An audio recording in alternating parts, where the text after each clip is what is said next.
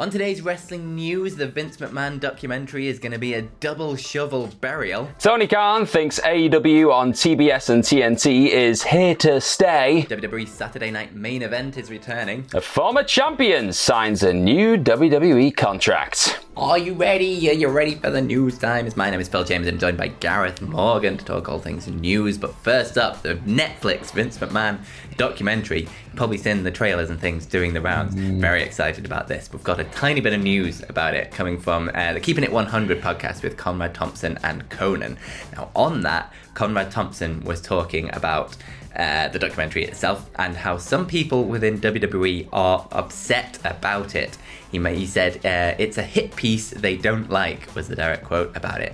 Then Conan was talking about, because it's Bill Simmons doing it and he just does what he wants, and Thompson continued saying that Bill Simmons is talking to David Shoemaker and he's talking to Dave Meltzer, and it's, and this is the best quote from it, it's an absolute double shovel burial.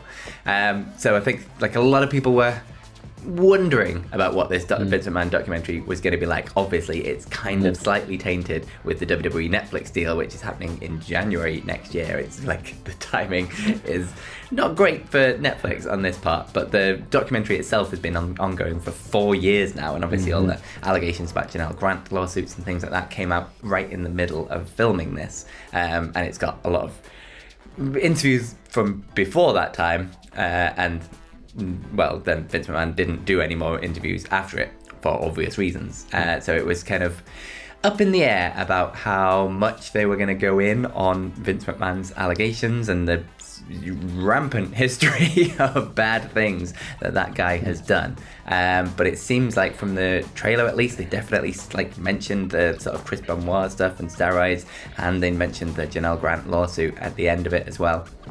And now from this, it seems like if WWE sources are a little bit wary about it, let's say, a little bit worried, it seems like they might be going all in on him, which is the right choice. Let's face it. Definitely it is. Like you've I think especially like for wrestling fans that are going to watch this series, a lot of people know and understand like the man, the individual, like the background, the history, all the stuff. We know that. So if you try and tiptoe around it and dance around it, a lot of people are going to call that out straight away. And I think it's really important for people who aren't wrestling fans as well to really get the full picture of obviously the empire that was built, but then the person behind it and just all that kind of bad stuff. Like you need that full picture just to really understand and just... Yeah.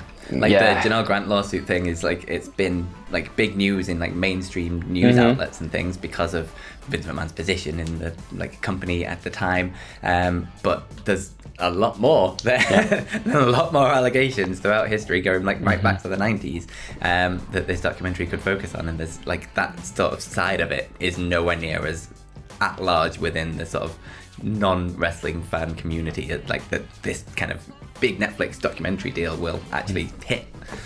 Yeah, and it's such a, like you're saying, the timing's very odd, isn't it? Like we're going to have everyone binging this real deep dive into the horrible person who ran the company for so long, and then comes to Netflix in a couple months' time. It's like, it's going to be. I'm interested to see how they handle that. Maybe if they reference that within the actual documentary itself. I'm going to be there. I can't. Is it September 25th? 20-something, yeah, 25th, I think. 25th, maybe. Yeah, I'm going to be there. We're going to be keeping an eye on it. I'm sure we'll cover it at some point. We'll be talking about it a lot through Rock Culture, so keep an eye on that as well. But speaking of things we have been covering a lot over the last couple of months, feels like years at this point. Tony Khan, AEW, the whole Warner Brother Discovery ongoing talks about renewing a deal, TV rights, all that stuff. You're probably bored at this point of hearing about it because we have spoken about it a lot. But we're going to talk about it again because it seems now like we're very close to something being announced because... We've been close for months. I know, we're even close, Phil. We're even close, I promise. Tony Khan said something, okay, live in front of those people. So at the end of the Friday Collision and Rampage double whammy tapings that we've just had, Tony Khan, he popped up in front of all the crowd, like the live crowd. The cameras weren't on, but of course the cameras on the phones were on because that's how the world works now. And he hinted at the new television deal between these two parties coming very soon, because he said, I feel pretty good to say that AEW on TBS and TNT, I think, is here to stay. And they were doing a lot of I won't say it in the exact way that he said it, because it was a lot louder and a lot more animated, but that's how he revealed that to the audience. There was like a media call for All Out on Thursday, and again he was saying a lot without saying a lot. It was one of those. So he said that the deal is in the red zone. This is off the just before I go any further, it's off the Wrestling Observer kind of F4W online write-up of it. So I think they were obviously there in the media call, and they said that Khan said that the deal is in the red zone and will be a huge touchdown for the company. So it does seem like it's pretty much done, but they've just not done the big press release. It's one of them. Tony Khan just can't contain his excitement that the deal's done, and he just keeps going, Dad, think it's there, and then just keeps doing that. So I don't blame him. It's a lot of money, so I bet he's very giddy about it. So it looks like we're very close to that deal being made a fish.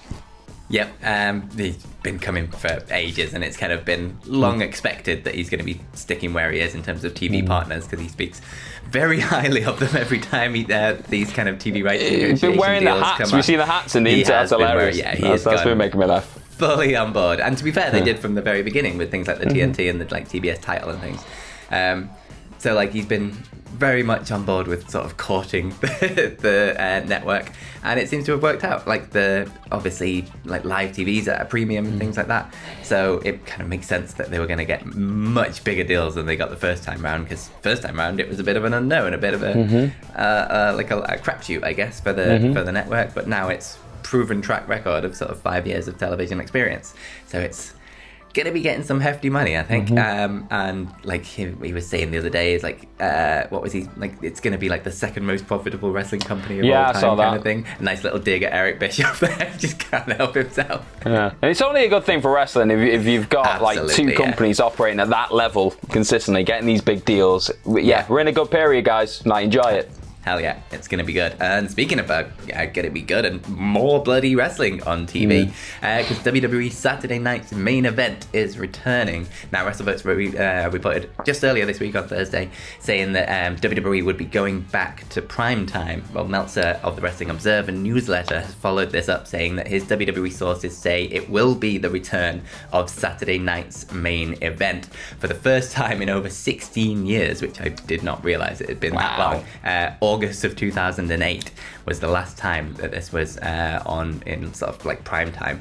Now, Meltzer mentioned that it was kind of part of the deal of bringing SmackDown over to USA, that they would end up doing 4 primetime shows a year on NBC. So this is going to be the start of something maybe a quarterly Saturday Night's main event, or whether they mix up what the show is called and do different special events is yet to be seen. But it does seem like it is going to be, at least the first one is going to be a Saturday Night's main event, announced very, very soon, because tickets will be going on very, very soon as well. WrestleVotes have also confirmed this, saying that their sources have confirmed the same things. So it's definitely going to be happening. It's just wait and see. I assume probably next week that the official announcement will be made.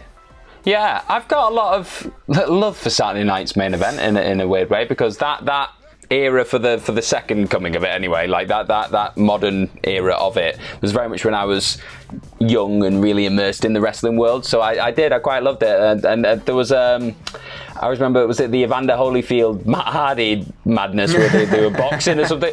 Stupid, dumb wrestling, but it was imprinted into my mind that it was a silly show. I've completely forgotten that even existed.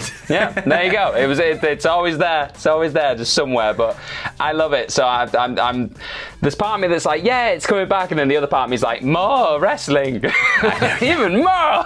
It's just so much wrestling. It will be watched at some point, hopefully. I'm not sure if it's going to be a 2-hour thing or a 1-hour thing. Have they kind of gone into that yet? We'll see. No, not yet. But yeah, more wrestling coming at your face. It's going to be there very soon. And speaking of WWE, speaking of new things, Shayna Baszler has signed a new WWE contract. Yeah, so she's staying with WWE for the foreseeable. And it was said, and this is all through Fightful. Fightful have reported this, and then Brian Alvarez has also offered a few little additional details as well through the Wrestling Observer.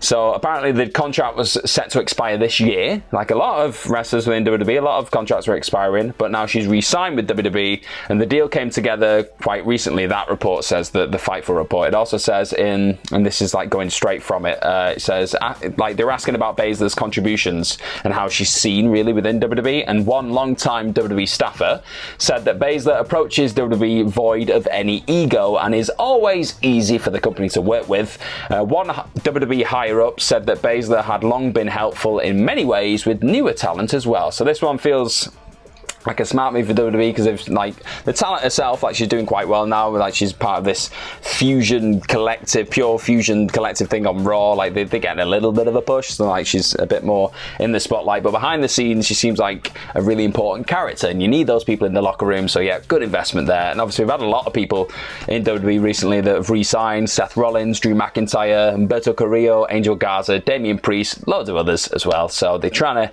round up all these contracts as much as possible. But then Brian Alvarez said that the deal was actually completed in June, so it wasn't that but it depends what you like go for the word of recent. Do you know what I mean? Like recent could mean like last week, or it could mean last couple of months. It's still relatively recent, but yeah, she's signed up, and that's the thing. Dave Meltzer also just commented in the latest issue of the Wrestling Observer newsletter, saying that WWE went to a number of people whose deals are coming up over the next several months to sign new contracts. Asuka was announced publicly. There may be others, but WWE did not confirm them. So I think that's somewhat alluding to Baszler, and they just didn't confirm it or announce it, whatever it is. But for me, it's a good thing. I like Shayna Baszler. I feel like she's been underused on WWE programming for the last couple of years, really. She was awesome in NXT. She's had a few little moments where she's threatened to be like, oh, here we go, it's the badass Baszler, and then they just don't really do anything with it. Like after the Ronda Rousey feud, she had that win at SummerSlam, and then nothing really. So I like her, and I think if she's contributing a lot behind the scenes as well, makes sense. Get some money, get all the money, Baszler, and yeah, good move from WWE in my book. Yeah, absolutely, me too. This will be part of the, like, back when sort of they were announcing all of these different contract signings all happening at the same time. The news came out that WWE had, like, purposely stacked them all for this time so that they were signing the new contracts straight after their new TV rights deals negotiations, so they knew how much money they had to spend, basically. And it turns out they have billions to spend because of the Netflix deal. So it's only good for like this, and the Tony Khan thing, it all ties in. It's only good for the wrestlers themselves. They're going to get better deals because of this. And yeah, it makes sense with the Shayna Baszler stuff. She does, like, she just goes out there and does whatever they tell her to do all the time. And it's like they've still not utilized her as well, like you say, after the NXT one was like fantastic, and then the call up, and then they're like run from the like Royal Rumble to Elimination Chamber, and then screw that, push it, like move on to something else.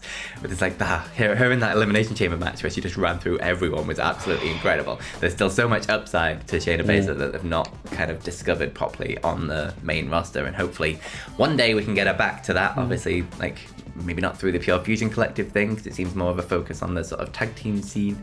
But yeah, hopefully we will see a renewed push at some point for Shayna Baszler, because she definitely deserves something down the line. But let us know down in the comments below what you think of all of this, including the Shayna Baszler signings and all the other news and the Vince McMahon documentary and everything. Let us know down below, and click the video in the middle of your screen right now to continue your YouTube journey, and follow us over on X and Instagram and things. You can follow me at Fill My Chambers, and you can follow Gareth at GMorgan04, and then Gareth Moore Graham is my Instagram, because I like a pun. There it is. That's me. Yeah. Have yourselves a bloody good day.